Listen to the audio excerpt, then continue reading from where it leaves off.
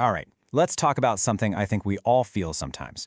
We're going to dive into this idea of the greater light and how to find a real sense of strength, especially when the world just feels noisy. Let's jump right in. So be honest, do you ever just feel completely overwhelmed by all the noise? I mean, it's everywhere, right? The news is on 24/7, our social media feeds just never end. It feels like you're being pulled in 100 different directions at once.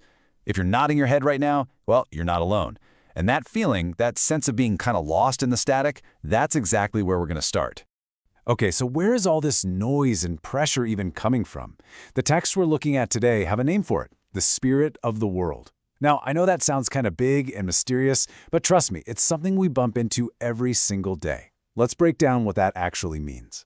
See, this isn't just some vague philosophical thing. The spirit of the world is very real. It's all those cultural pressures pushing down on you, those ideologies that seem designed to split us apart, the voices that want to make you afraid, and that constant message to just focus on yourself, me, instead of us. And you see this playing out all around us, don't you?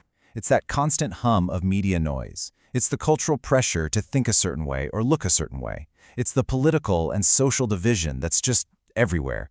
And it's definitely those voices that are always trying to make us afraid. It's basically the soundtrack to our modern world. But, and this is a big but, we're not here to just focus on the problem. No way. The whole point of this is to talk about the solution.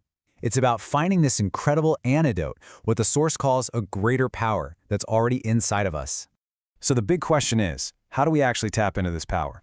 Well, according to 1 John, it boils down to two really simple commands. First, believe in the name of Jesus Christ. And second, love one another. And you can't really have one without the other, right? They're totally connected. It's like your belief fuels your love, and your love shows your belief. It's a powerful cycle. And this is the heart of it all right here. Just listen to this. The one who is in you is greater than the one who is in the world. I mean, let that sink in for a second. It's this incredible promise that says, no matter how loud or scary the world gets, the spirit, the strength you have inside you is always stronger. Now, this isn't just a nice idea or a feel-good quote. There's a powerful story from the Gospel of Matthew that shows this principle in action in a really dramatic way. It's all about how light can explode out of what looks like total darkness. Okay, so try to imagine this. Things look bad, really bad. John the Baptist, this major prophet, this huge voice for truth, has just been arrested. He's been thrown in prison. From the outside, it looks like a total defeat. It looks like the darkness just won, plain and simple. And that's where the story kicks off. But then, something completely unexpected happens. Right at that moment when it seems like all hope is lost, that's when Jesus' mission actually begins.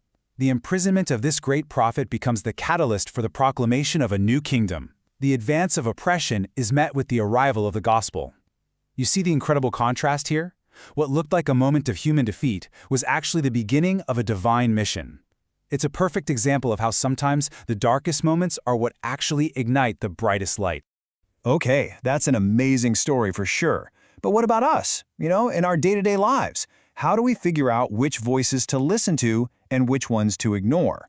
Well, the good news is there's a really practical test we can use. Yeah, this really is the big question, isn't it? With all the noise, all the different opinions coming at you, how on earth do you know which voice is the right one to listen to? Well, John gives us a super simple test. Think of it like a filter. On one side, you have the voice of the Spirit inside you. That voice is always going to lead you toward faith and toward a genuine love for other people. On the other side, you have the voice of the world. And what does that do? It leads to fear, and it leads to division. So when you hear something, just ask yourself, does this make me more loving or more afraid? Does this bring people together, or does it drive them apart? The answer tells you everything. So what can you do with this, like today? It's all about a daily practice. 2 simple steps. First, just take a second to consciously renew your trust in that spirit inside you. Just remember it's there. And second, choose just one, concrete thing you can do to show love to someone. It doesn't have to be huge. A kind word, holding a door, really listening to someone. It's those small, everyday choices that really make the difference. Look, the world is always going to be loud. It's always going to be shouting for your attention. But you have a choice. We all have a choice. We can get swept away by all that noise, or we can tune in to that greater, quieter voice inside. So the final question is pretty simple. Which voice are you going to listen to today?